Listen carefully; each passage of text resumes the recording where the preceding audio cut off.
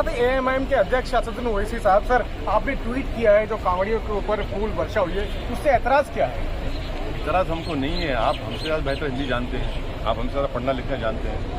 हम ये कह रहे हैं कि जब आप उनको इस तरह का ट्रीटमेंट कर रहे हैं, बहुत अच्छा कर रहे हैं, आपने टैक्स पेयर के पैसे हेलीकॉप्टर से फूल बरसाए, तो कम से कम हम पर बुलडोजर मत बरसाइए। जब आप पुलिस ऑफिसर यूनिफॉर्म में रहकर उनकी मसाज करा, बहुत अच्छा करें, थक जाते हैं वो चल कर, तो आप हमको पुलिस में ले जाकर लाठियों से मसाज मत करिए, अपने हाथ से ही करिए। अगर हमारे पैर को नहीं छू सकते तो कम से कम हमको मुंह पे तो थप्पड़ मत मारिए। यही तो हम कह रहे हैं। आप भारत में इस देश की खूबसूरती है कि इसका कोई रिलीजन नहीं है। ये देश सब रिलीजन को मानता है, और अगर आप चंद मिनट के लिए कोई रोड पे नमाज पढ़ता है तो भाई आप क्रिमिनल केस लगाते हैं, नॉन अवेलेबल। भाई भारत के आप शहरों के पार्क में जाइए, पार्क में क्या आपको रिलीजन नजर नहीं आता? आप लुलु मॉल की बात कर रहे हैं? जो नहीं, लुलु मॉल में तो जिन लोगों ने नमाज पढ़ी वो 18 सेकंड की नमाज कैसे होती है भाई? हम भी तो नमाज पढ़ते हैं। और मक्के की तरफ उनका किबला मक्का नहीं है, किसी और खुदा को उन्होंने किबला बना दिया, ऐसा लगता है। और अगर किसी प्राइवेट जगह पे नमाज होती है तो क्रिमिनल केस नहीं बुक होता है उसके ऊपर, सिविल लायबिलिटी अराइज होती है उसके ऊपर। तो आप ये चाहते हैं कि पहले फूल की वर्षा हो, उसके नहीं, बाद हम ये कह रहे हैं कि आप इक्वली ट्रीट करिए, आप बराबर फूल बरसाइए, हमको इतराज नहीं है, आप इक्वल ट्रीट करिए ना, इक्वल। यही हम कह रहे हैं कि भारत के संविधान में डिस्क्रिमिनेशन किसी भी नहीं कर सकते। अगर जो कानून तोड़ता है क्या उसके ऊपर? भाई कानून अगर सरकार तोड़ती है बगैर नोटिस दिए, पत्नी के नाम पे घर है, पति को नोटिस देकर आप घर तोड़ते हैं, तो क्या कानून का वायलेशन नहीं है? आपने जबरा गांव में अमरोहा में मदरसे को तोड़ दिया, ये कह करके नमाज हो रही है, क्या ये कानून का वायलेशन नहीं है? सरकार जो वायलेशन करती है तो उस पर कौन रोकेगा उसको? तो आप कह रहे हैं उनका मसाज भी होना चाहिए?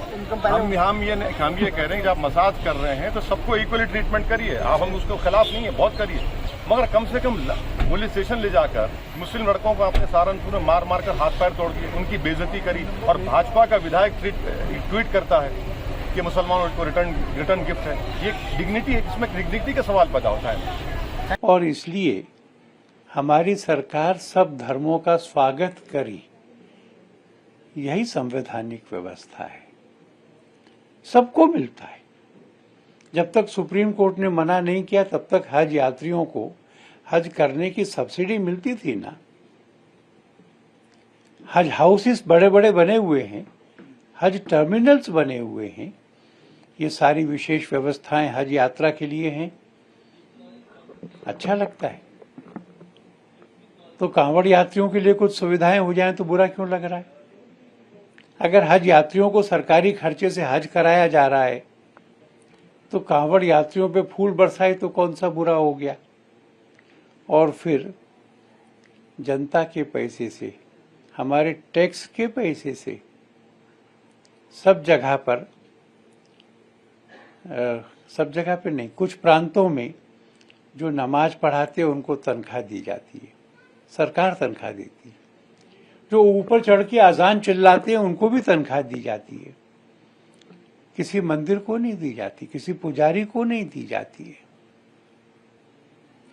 तो फिर उसको बंद कराने के लिए क्यों नहीं बोले ओवैसी साहब? मैं समझता हूं कि उनकी दृष्टि ईमानदार नहीं है, वो क्रिटिसाइज करने के बहाने ढूंढते रहते। ये भी ऐसा ही बहाना है। बुलडोजर जो चला उसके आंकड़े आ गए, उसमें हिंदू भी है, जिसका भी अवैध कब्जा है, और एक ही कॉलोनी में अगर दोनों रहते हैं तो बुलडोजर छांट के नहीं जाता, वो पूरा अवैध निर्माण तोड़ता है। उसको धार्मिक रंग देना गलत है। उसको धार्मिक रंग देना मुसलमानों की भावनाएं भड़काने जैसा काम है। इसलिए मैं उनकी दोनों बातों से असहमत हूँ। मुसलमानों के यहाँ बुलडोजर चल रहे हैं, इससे भी असहमत हूँ, और हज यात्रियों पे पुष्प वर्षा करके सरकारों ने कुछ गलती की है, मैं यह मानने को भी तैयार नहीं हूँ।